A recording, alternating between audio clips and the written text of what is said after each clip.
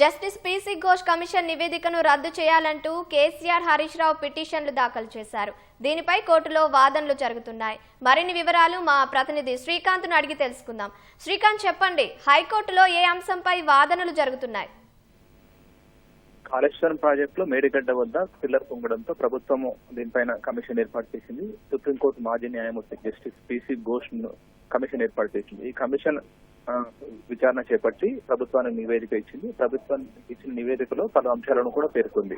అయితే ఇందులో ఈ కమిషన్ విచారణలో భాగంగా కేసీఆర్, హరీష్ రావుతో పాటు నిర్మాణంలో భాగంగా ఉన్న అప్పటి ఇంజనీర్లు, కాంట్రాక్ట్ సంస్థలతో పాటు ఐఏఎస్ అధికారులను కూడా పిలిచి విచారించి మాజీ ఐఏఎస్లను, మాజీ సీఎస్ అందరూ కూడా పిలిచి విచారించింది. కమిషన్ నివేదిక ఇచ్చింది ప్రభుత్వానికి.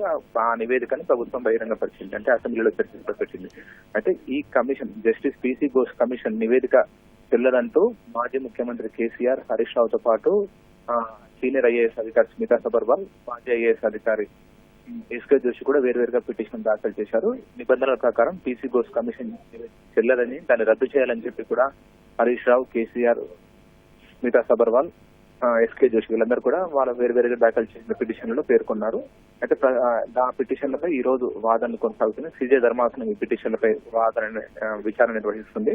హరీష్ రావు తరపు న్యాయవాది, సుప్రీంకోర్టు సీనియర్ న్యాయవాది ఆర్యమ సుందరం ప్రస్తుతం వాదన వినిపిస్తున్నారు. ఆర్యమ సుందరం వాదన ప్రకారం ప్రస్తుతం జస్టిస్ పీసీ ఘోష్ కమిషన్ పరిధి దాటి వ్యవహరించింది.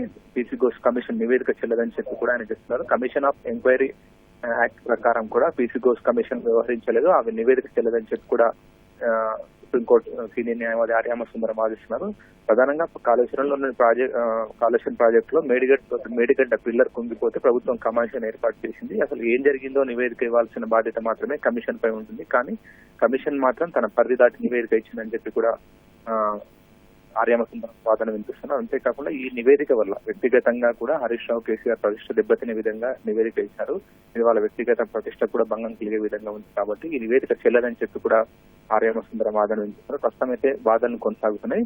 ఈ వాదన సందర్భంగా అడ్వకేట్ జనరల్ తో పాటు సుప్రీంకోర్టు తరఫున అభిషేక్ సింగ్ కూడా విచారణ హాజరై ప్రస్తుతం ఈ వాదనలు కొనసాగుతున్నాయి. కావ్య, ధన్యవాదాలు శ్రీకాంత్.